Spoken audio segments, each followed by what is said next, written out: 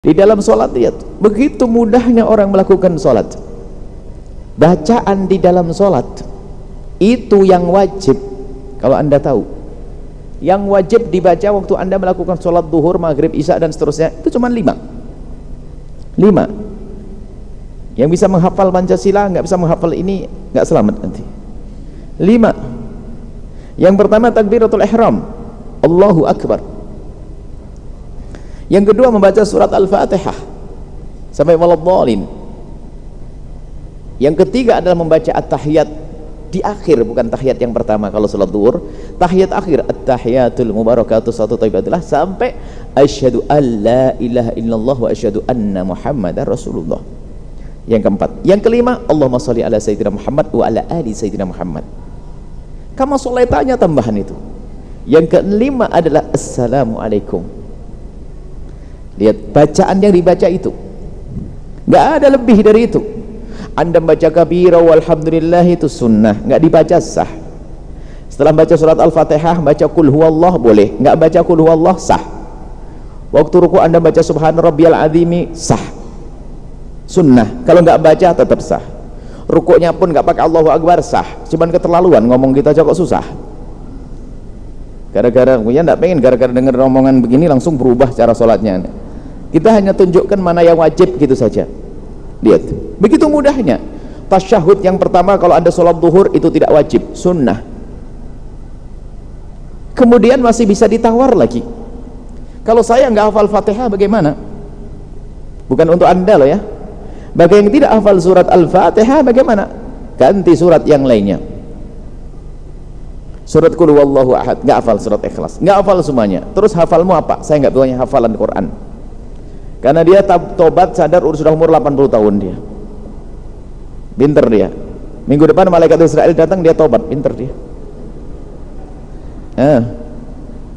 Nggak bisa apa-apa, Fatihah nggak bisa. Terus bisa mau apa? La ilallah, la ilallah bisa saya. Oh boleh. Akhirnya sholatnya adalah diajari setelah Allahu Akbar baca la ilaha illallah, diperkirakan panjang waktunya seperti kalau baca Fatihah itu seberapa? Setengah menit la ilaha illallah Allahu Akbar la ilaha illallah la ilaha illallah la ilaha illallah. Itu bagi dia. Kalau Anda nggak sah jangan ikut-ikutan.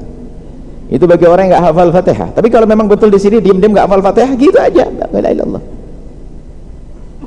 Disepakati ulama itu nggak ada khilaf, bukan perbedaan ulama. Ya begitu ulama berkata. Nggak hafal mau dipaksa bagaimana? Nggak hafal baca boleh kok.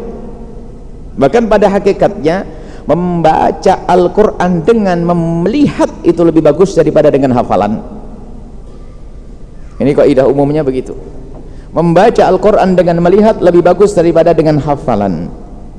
Sebab anggota tubuh semuanya punya amal ibadah.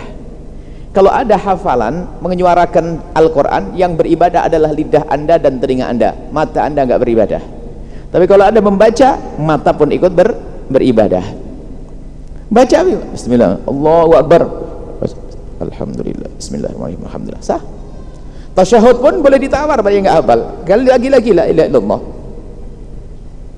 Nah ini mudah, nggak ada yang susah. Siapa yang mengatakan sholat susah? Makanya kalau ada orang tidak bisa sholat, yang salah itu gurunya. Yang salah gurunya. Dan yang kalau ada orang susah melakukan sholat, lagi-lagi yang salah gurunya. Sebab sholat sama sekali tidak susah. Jangan sampai Anda seksa orang tua Anda yang sudah sepuh untuk sholat seperti Anda yang sehat. Banyak kemudahan yang Allah berikan untuknya. Jangan seksa dia sholat. Tetap melakukan sholat tapi dengan cara semudah-mudahnya. Jangan sampai orang menjadi tidak sholat karena merasa keberatan melakukan sholat, maka Anda ikut dosa menjauhkan orang dari sholat karena kurangnya ilmu. Kakek sudah sepuh berdiri saja sudah pakai tongkat, dipaksa oleh anaknya harus berdiri goyang-goyang betul. Anaknya kan baru belajar kitab Safinatun Najah, di situ disebutkan kalau sholat harus berdiri.